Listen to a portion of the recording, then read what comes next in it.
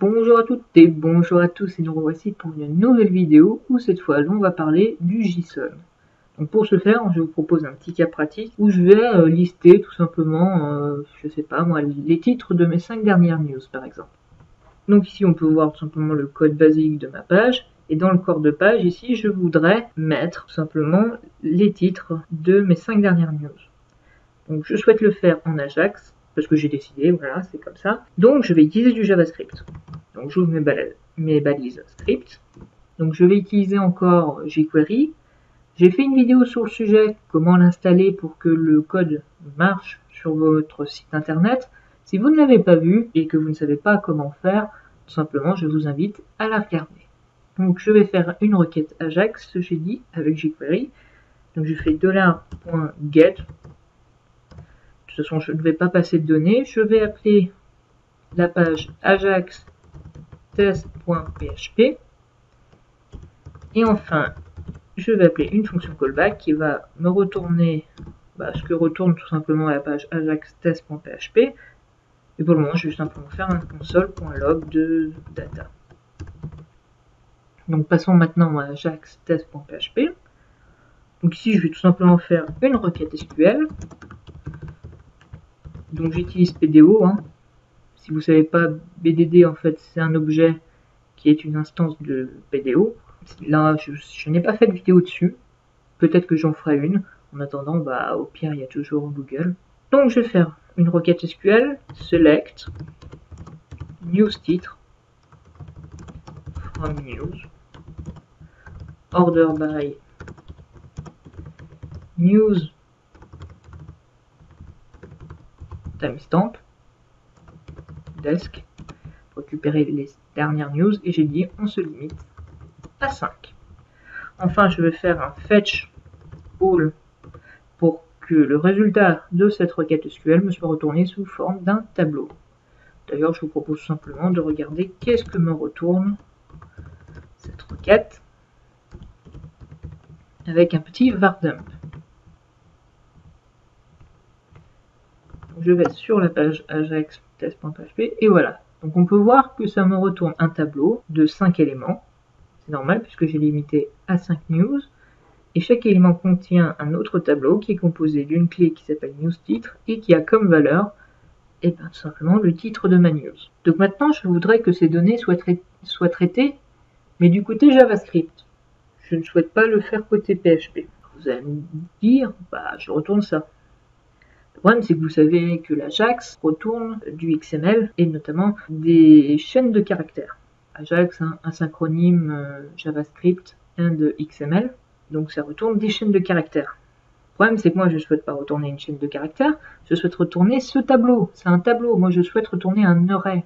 Comment est-ce que je peux faire ça? Alors, vous allez me dire, on transforme le tableau sous un certain formalisme. Si vous êtes codeur PHP, peut-être que vous connaissez ce qu'on appelle la sérialisation avec serialize, voilà, qui va nous permettre de transformer un tableau, et plus généralement un objet, sous une chaîne de caractères avec un certain formalisme que pourra être compris plus tard. C'est-à-dire que ici, nous venons d'encoder, nous venons de transformer notre tableau sous forme de chaîne de caractères, et ensuite de l'autre côté, avec PHP, il nous suffirait de faire un unserialize pour récupérer notre tableau. Oui, mais voilà, le JavaScript ne connaît pas unserialize et ne comprend pas le formalisme de la sérialisation, comme c'est embêtant. Donc que faire? Eh bien, la bonne piste est là, malgré tout.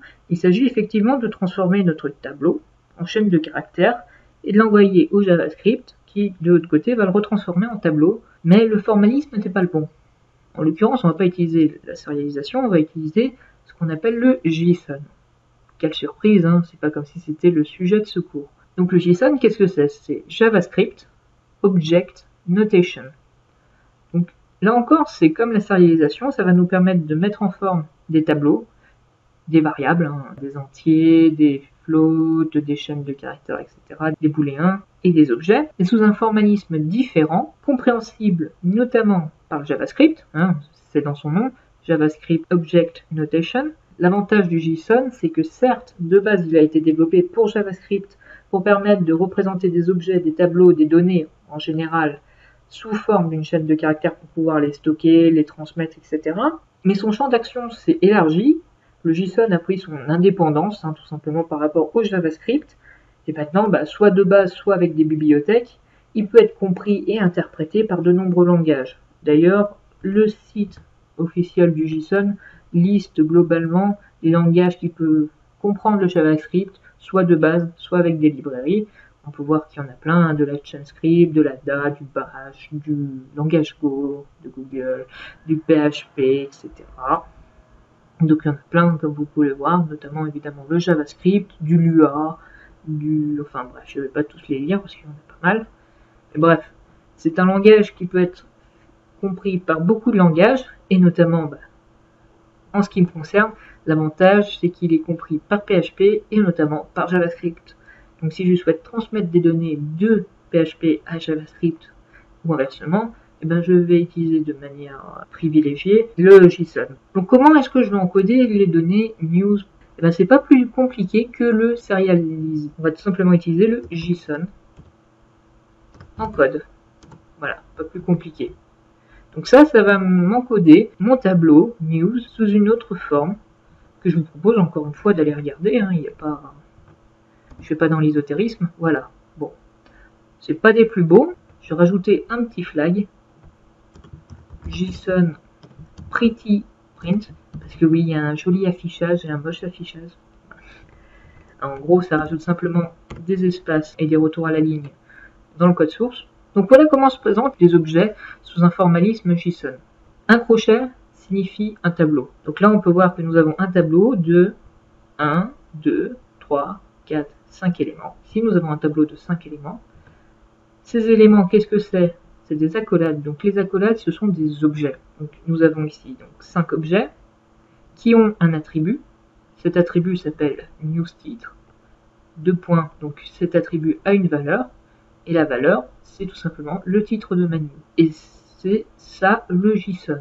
Donc c'est un formalisme, comme on peut le voir, très simple. Il n'y a pas à s'embêter. Crochet, tableau, accolade, objet. Et après, des attributs, 2 points, des valeurs. Donc on peut également voir que c'est extrêmement lisible. Il n'y a pas des chiffres, des caractères spéciaux, etc., des caractères bizarres, des mises en forme un peu particulières, etc. Non, c'est très simple. Limite, j'aurais pu le taper au clavier. D'ailleurs, parfois, nous codons du code JSON au clavier, et c'est pas plus compliqué que ça. Et donc, c'est ces données que nous allons envoyer au JavaScript. Ouvrons la console et regardons ce qui se passe lorsque je relance. Voilà. On peut voir qu'il y a eu bel et bien une requête. Et mon console log m'a retourné ceci. Donc on peut voir qu'il a bien récupéré ceci en chaîne de caractères. Actuellement, c'est une chaîne de caractères. Et moi, JavaScript, je souhaite pas ça, moi. Je souhaite récupérer mon tableau. Qu'est-ce qu'on va faire? Ici, je vais mettre data égale JSON en majuscule, point parse. Et qu'est-ce que je vais parser? Data. Donc là, en l'occurrence, je lui dis, tu prends data. Donc tu prends la chaîne de caractères que nous avons vue précédemment.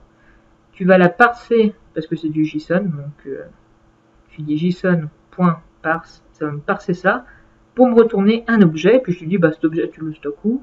Je le stocke tout simplement dans data. Maintenant, je propose de re-regarder ce qui se passe lorsque j'actualise. Qu'est-ce que la console me dit? Cette fois, on peut voir que j'ai retrouvé un tableau avec des objets qui ont comme valeur newsTitre égale, et puis après, une valeur. On peut voir ici que le JavaScript, ça y est, a compris que nous avions des objets et des tableaux. Donc maintenant, il ne nous reste plus qu'à les parcourir en faisant tout simplement un for each, donc each data function k et value. C'est comme ça qu'on fait un for each en jQuery au passage. On aurait pu également faire data.each, ça marche aussi. Et ici, pour le moment, on va faire alert value. Object, object, object, object, object. Bon, nous avons bien nos 5 objets. Donc moi, c'est bien mignon, mais moi, je ne souhaite pas récupérer l'objet, je souhaite récupérer le titre. Le titre, nous avons vu que c'était l'attribut newsTitre. Et là, normalement, Voilà, j'ai pu récupérer le titre de mes news. Ben, il ne me reste plus qu'à les ajouter. Donc ici, je vais faire un $. Je vais récupérer la classe qui est grid 9. Et je vais faire un append. Et puis ici, ben, je vais mettre div. Div avec une classe que j'ai appelée greenbox. Je concatène. Je vais fermer ma div et puis je vais rajouter un petit espace. Div, classe, clear. Hop, regardons ce que ça me fait. Ici c'est vrai, hop, c'est des petits titres. Donc là c'est mes configs CSS hein, qui veulent ça. Hop, vous mettez bien ce que vous voulez. Puis d'ailleurs je vais faire un strip slashes. Hop. Voilà. Cette fois, regardons. Et voilà, on peut voir que j'ai bien récupéré le titre de mes différentes news. Et donc vous avez vu que cela a été rendu très simple, tout simplement grâce au formalisme JSON. Ici j'ai juste eu à mettre un JSON en code. Ici j'ai juste eu à faire un JSON.parse. Et après bah, ça agit comme un tableau, donc j'ai pu faire un for each. Et puis après c'était comme un objet, donc c'est-à-dire que j'ai juste eu à mettre mon objet, point, mon attribut, pour accéder à sa valeur, tout simplement. Il faut savoir en outre que jQuery propose un moyen raccourci. Ici, il suffit de mettre ici get JSON et ça nous permet d'éviter le parsage. J'actualise. On peut voir que pareil, ça y est, j'ai récupéré mes news et je n'ai pas eu à le parser. Pourquoi? Parce qu'en fait, jQuery le fait de manière transparente ici. On dit qu'on va lui retourner des valeurs qui sont encodées en JSON. Donc lui, quand j'y récupère data, il le parse directement et on le traite déjà comme si c'était un objet ou un tableau ou une valeur. Donc voilà, vous l'avez vu, le JSON nous permet de communiquer plusieurs langages via un type normalisé de données qui permet de représenter des objets, des tableaux, des types primitifs. Donc c'est un stockage de données qui peut être assez utile. Par exemple, je vais dire, si vous faites des jeux vidéo, par exemple des maps, si vous faites des maps, vous avez besoin de les stocker dans un fichier, bah, stockez-les en format JSON. Parce que vous avez vu, ça c'est une chaîne de caractères, ça peut se stocker très bien dans un fichier. Il existe l'extension .json, mais vous pouvez très bien le stocker dans un fichier texte, hein, ça marche aussi. Et donc voilà, et puis si vous voulez faire l'inverse, en PHP, hein, si vous voulez juste transférer des données en PHP, sachez qu'il existe évidemment JSON des codes.